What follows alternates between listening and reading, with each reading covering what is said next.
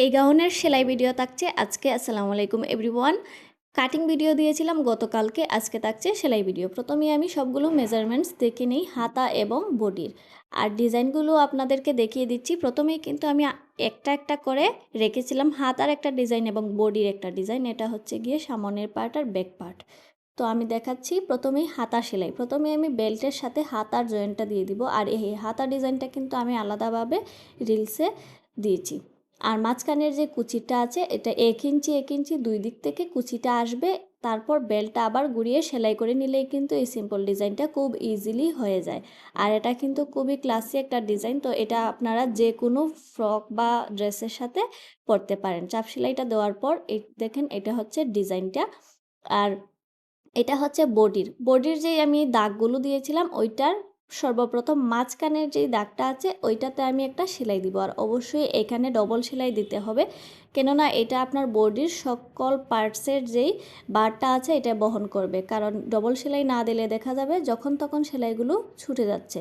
এইভাবে করে সেলাইটা দিতে হবে। আর কিভাবে দিচ্ছি আমি ভালো করে দেখিয়ে দিচ্ছি, আর দেওয়ার পর কীরকম হচ্ছে। একটা দিয়েছি মাত্র, তো আমি সেকেন্ডটাও দেখাচ্ছি যে কিভাবে দিচ্ছি। সেকেন্ডটা কিন্তু এর পাশেরটাই দিব। 1 ইঞ্চি বাদের যে 2 ইঞ্চি গড়টা ছিল ওইটাকে 2 ভাঁজ করে সেলাই করে নিলে কিন্তু এই কুচিটা হয়ে যায়।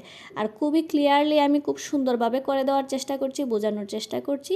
পাশে কিন্তু এভাবে করে সেলাই দিয়ে বক্স করে নিতে হবে, তাহলে খুব সুন্দরভাবে হয়ে যাবে। 2টা কুচি দেওয়ার পর দেখেন, এটা হচ্ছে ভিতরের পার্ট আর এটা হচ্ছে গিয়ে বাহিরের পার্ট। সবগুলো কুচি দেওয়ার পর বাহিরের পার্ট আর ভিতরের পার্ট, আর এখানে মোট কতগুলো কুচি আছে, আর এটা হচ্ছে ভিতরের দিক। দেখেন কীরকম থাকবে। সবগুলো কুচি দেওয়া হয়ে গেলে এবার আমি 2টা পার্টকে 2 ভাঁজ করে নিচ্ছি, কারণ গলা কাটিং করতে হবে। এটা আমি প্রথমেই কাটিং ভিডিওতে বলেছিলাম যে গলাটা কাটিং করতে হবে সেলাইয়ের পর। আমি এখানে 2.5 ইঞ্চি চওড়া এবং 4.5 ইঞ্চি লম্বা রেখে সামনের পার্টের গলা কাটিং করব, এবং পিছনের পার্টের গলা 5 ইঞ্চি সেম মাপের চওড়া। এভাবে করে 2টা গলাই কাটিং করে নিব। আপনারা চাইলে এখানে যে কোনো ডিজাইনের গলা ইউজ করতে পারেন। আমি এখানে কাস্টমারের চাহিদা মতো গোল গলাই দিয়ে দিচ্ছি। এটা আমার একটা কাস্টমারের।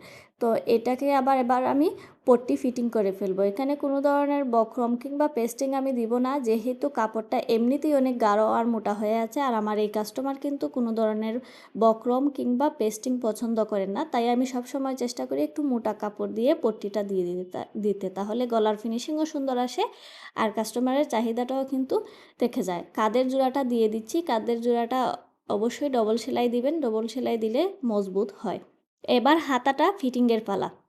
সম্পূর্ণ আমি জামার যে আরমহল আছে আর হাতার আরমহল আছে এক সাইড থেকে শুরু করব, যেহেতু মাঝখানে 3টা কি 4টা সিঙ্গেল কুচি হবে।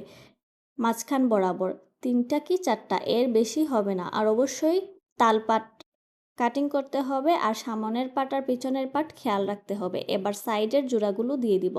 হাতার মাপ হচ্ছে এটা 6 ইঞ্চি মোহরা, তাই আমি 6 ইঞ্চি দিয়ে দিচ্ছি। মোহরা না, সরি মোহরি, হাতার মোহরি 6 ইঞ্চি। আর এটা আমি 46 বডির জন্য সেলাই করছি। আর এটা আলাদা করে আমার আর বডি শেপ দিতে হবে না, কারণ কাস্টমার বেল্ট ইউজ করবেন, মানে আলাদা যে বেল্টগুলো ইউজ করা হয় গাউন বা যে কোনো ধরনের ফ্যান্সি ড্রেসে ওইটা।